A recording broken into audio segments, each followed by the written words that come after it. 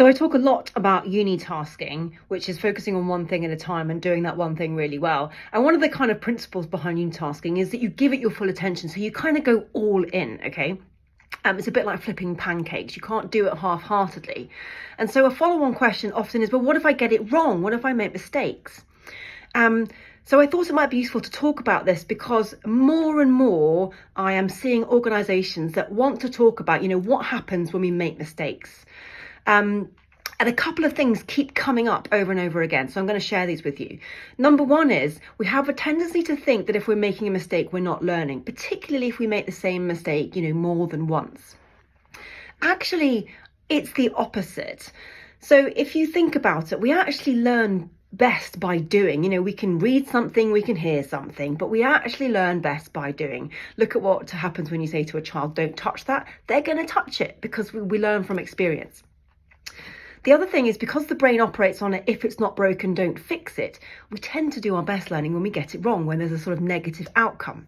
So that's just kind of human nature. So the fact that we're making mistakes doesn't mean we're not learning. It's just that tends to be how we learn best.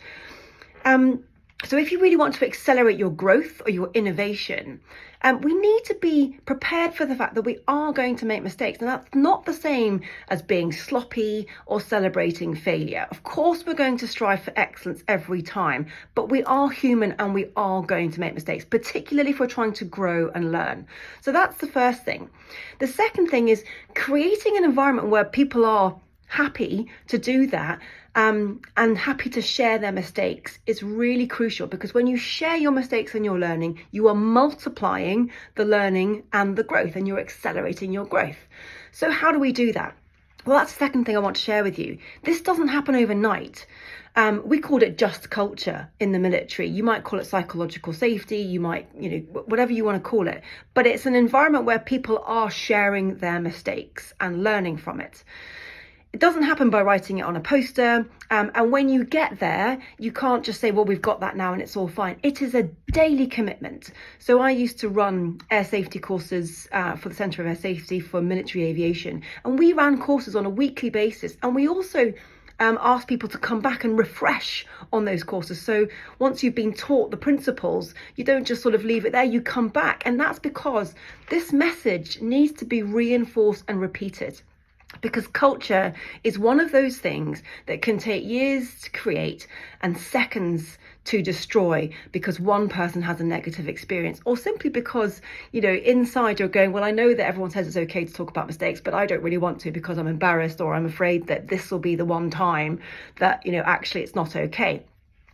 So just culture, if we want to call it that, is something that we are daily committed to, and it might feel like we're never really there because there's always something we could do better. And I'm not saying that to demoralize you. Actually, I'm hoping that this is a sign of hope and a sign for you to keep the faith, that actually if you feel like actually there's more that we could be doing, that's a good sign, because just culture is something we are building and reinforcing every day, and we're learning every day about how we can contribute to this just culture. So I hope that is helpful. Like I say, I'm seeing this trend emerging more and more in the organisations I'm speaking for. So I'm seeing, this kind of prioritisation of sharing and learning from mistakes is really coming to the fore.